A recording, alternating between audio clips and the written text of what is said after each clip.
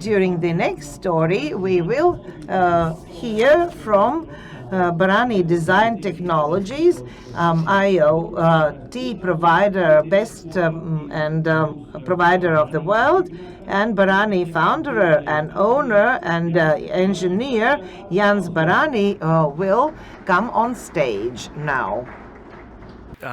Thank you for inviting me. That's okay. And, that was planned. This was planned. I'm not an enemy, Jan. Yes. Okay. Here you go. You guys can throw this around, check it out. My name is Jan Barani. I'm from Barani Design Technologies, and we make weather stations. And we make them robust, is what this demonstration is supposed to show you. I'm here to talk about sensors and data management and how they can help in agriculture and how we've been using them with farmers to reduce damages and help them plan better. So as you probably know from what you heard all morning, weather extremes are becoming regular events. The big hailstorm, frost in the spring, as the vegetation period extends, there's more risk at the beginning of the season. The plants start budding flowers, and the earlier they start, the more risk there is of frost damage. And for this, weather forecasts are becoming more and more important, accurate weather forecasts. And to make accurate weather forecasts, what we've seen is local weather data is very important to have on site. We've seen improvements of over 3 degrees Celsius in local weather forecasts and local farmers in frost prediction within 24 hours, so before the frost came. Some of you maybe use frost protection systems that are sprinkler-based. Some of you maybe use the candles. All of these systems are very expensive. Timing the frost protection is very important so that water use is minimized, and so is the cost. Also knowing ahead of time the risks of the low temperatures involved tells you whether you need to actually tell your people to come in at night and be working all night, which is a lot of cost involved also. As you can see here in this video, there's a weather station right in the middle, installed in the middle of this orchard, and it's right in the middle of the zone where it's exactly giving the temperatures that the plants are seeing. Some damage cannot be prevented from the hail damage, but localized heavy rains or winds can create a lot of damage. When these damages cannot be prevented, it's important to at least have on-site data for insurance purposes, but also for forecasting purposes, because some local, more precise weather models, I think that the Meteo network, Meteosol uses, they basically use a MOS forecast, which takes the big, pixels that Tom's talked about that are simulated and maps them down to your local microclimate, so you can get more accurate forecasts in the future. But not everything can be forecast. Where hail will fall is basically up to nature in the end. Not only crops are susceptible to damage, so are weather stations. Nature is nature, and from birds to spiders, things can damage things. And so it's important to have a high-quality weather station, and that's one of the things that we specialize at Barani Design. We specialize in precision measurements to World Meteorological Organization quality standards, which is the highest standards of measurement, so that you can create a network that you can combine with the meteorological network of the Met Office and have unified data. So you don't have these toy weather stations that, as I think Tom's mentioned, that the weather forecast, weather data is artificially low or high because they don't have the good quality sensors.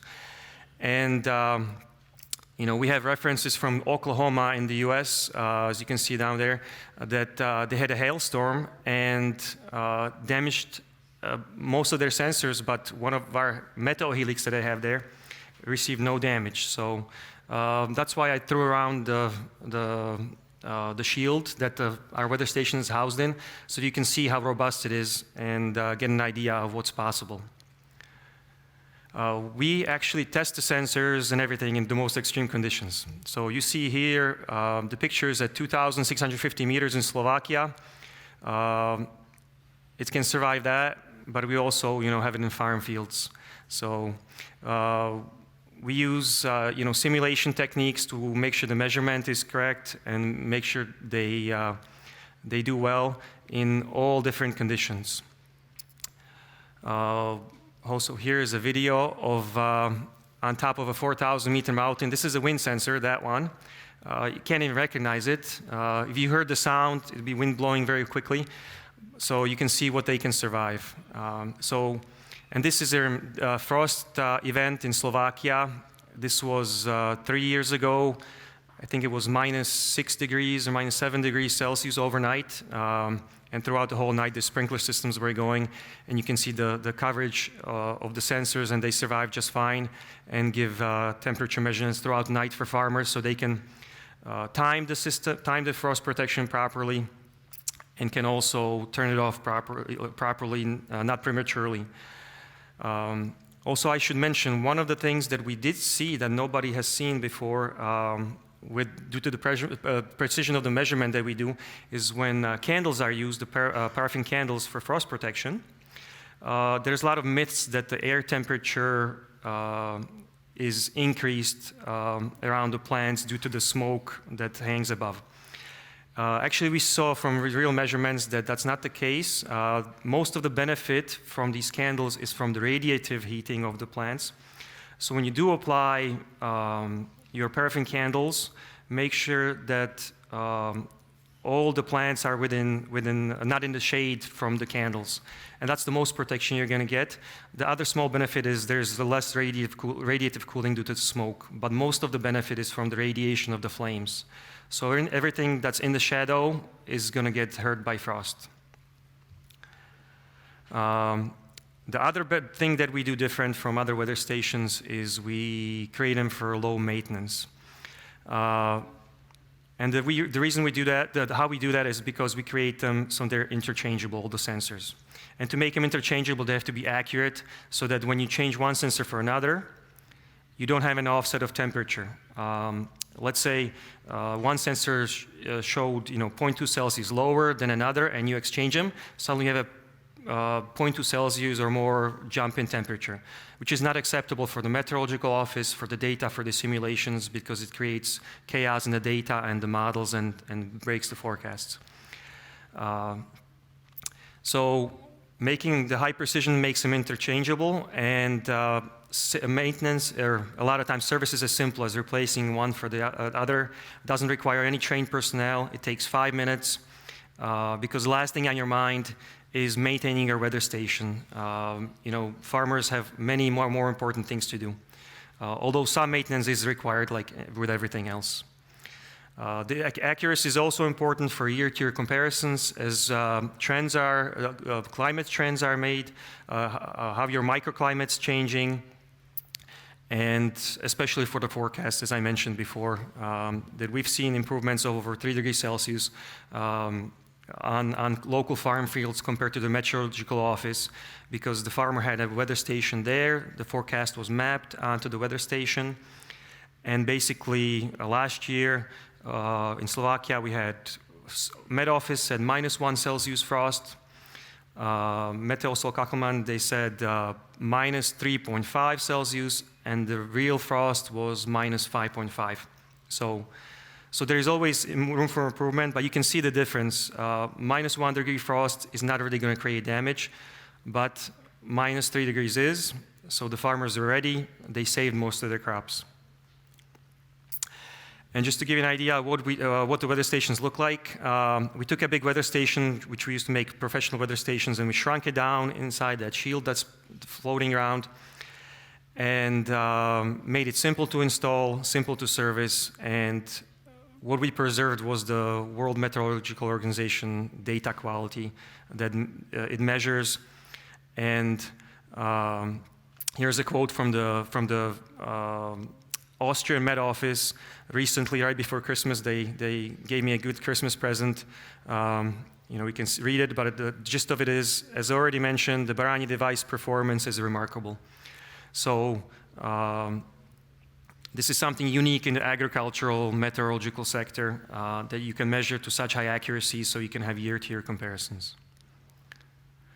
Here's a rain gauge that was not serviced for 2 years. And there's, there's a video. Can you guys play the video, please? Okay. So this is our rain gauge. It's a quite a unique design. You can vibrate. It's vibration resistant, so that you don't get false readings from wind when you have vibrating your mast. But when you shake it like hell, I can pass it around also. It does give false readings.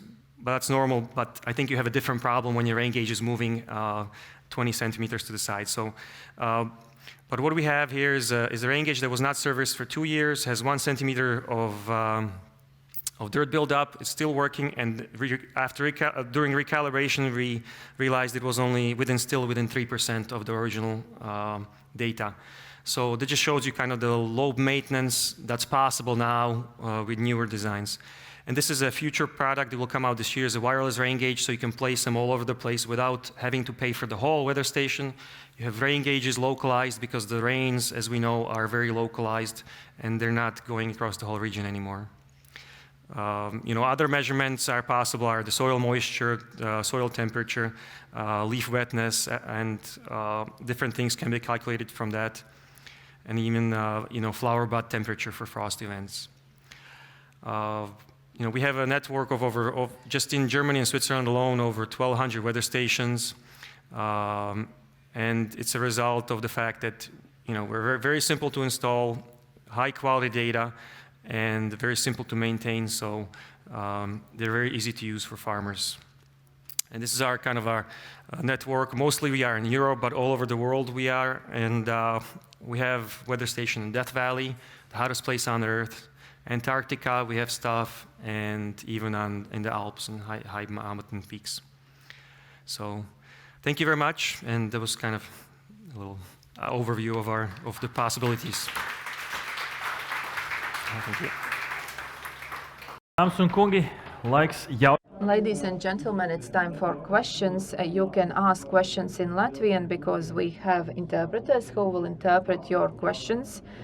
So Jan has already put on his headphones. So there is a question there.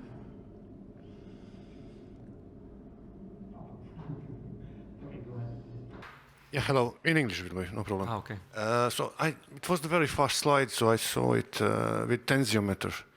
How is the situation with tensiometer, please? This one? Water tension, yes. Yes.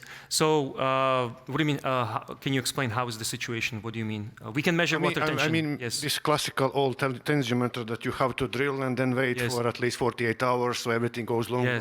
But no, if your weather station is providing such option that you can, it is permanent built-in, and he stands alone, or he is a set of the weather station? So the weather station is made up of different modules, and this is one module which is called Meteo AG, and to this module you can hook up 3 either volumetric water content sensors, or 3 water tension sensors, and 3 temperatures and leaf wetness, and you have to normally install them like you always do.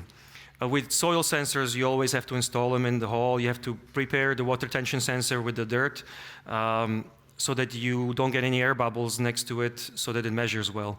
There is really no way to get around the fact of the proper installation, but it can be installed independently of all the other sensors. So you don't have to have the whole big weather station every place you want to measure soil. You can just have that particular module there. You can have a wind sensor where you need it, up high somewhere on a mast, and then you can have rain sensors at different places. So that's how it's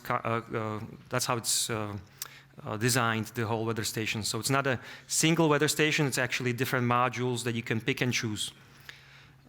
We have farmers that started with one Meteo Helix, which is the basic station that's putting around, and it measures solar radiation, temperature, humidity, pressure. And you can connect the rain gauge to it.